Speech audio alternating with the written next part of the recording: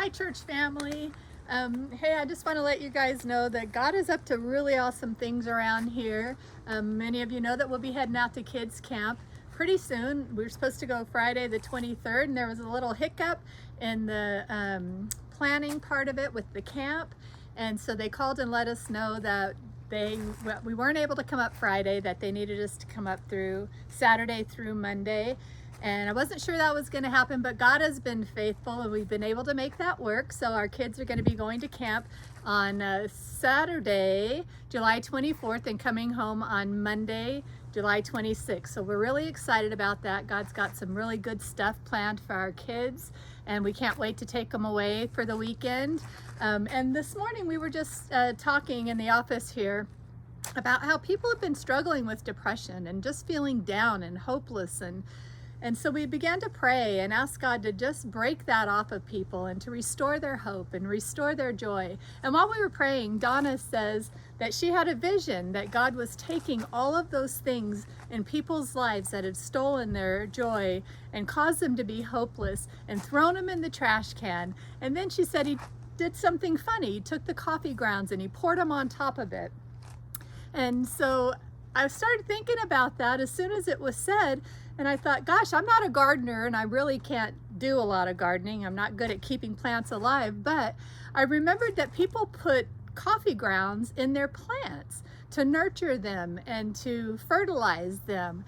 And I felt like God was saying that that's what he does to the ash heaps of our lives. When we feel like everything's dead or there's nothing left, he takes those heaps and he removes them from our lives, and then he fertilizes them. He nurtures them and he causes the seed of his promise that's inside of us to begin to grow. And so I want to encourage you today that even if you feel down or you feel like there's nothing left, or what has happened, where has everything ended up for you, or how'd you get here, God's not finished with you yet. He's taking those things and he's going to nurture them and he's going to fertilize them. And the seed of promise that is inside of you, we've been sealed with the Holy Spirit of promise. That's what his word tells us. And he's the same yesterday, today, and forever. He doesn't change his mind about those things. So that seed of promise that is in each one of you, he's going to take those things that made you feel like it was all dead and over, and he's going to nurture them and fertilize them and bring forth the seed that he has planted inside of you. His word tells us that all things work together for good to those who love God and are called according to his purpose. That's us. If we love him, he has called us according to a purpose, not by happenstance, not by just a toss of the dice, but on purpose for a purpose. And he's watering those things, and those things are going to come to life. So I want to encourage you today.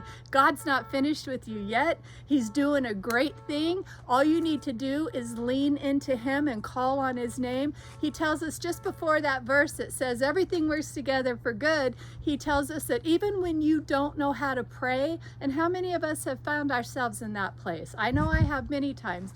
He's not afraid of that. He says, even when you don't know what you should pray, all you need to do is lean into him and rest, knowing that Jesus, the Son of God, stands before the Father constantly making intercession on our behalf in groanings that cannot be understood except by the Father. So it's not even up to us to know what to do or what to say.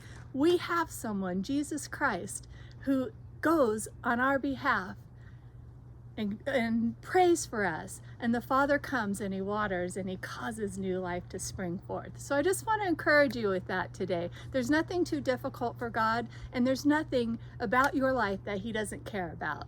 So let him water you, let him fertilize the seed in your heart, let him nurture you, and let's watch new life come. Thank you. We love you guys.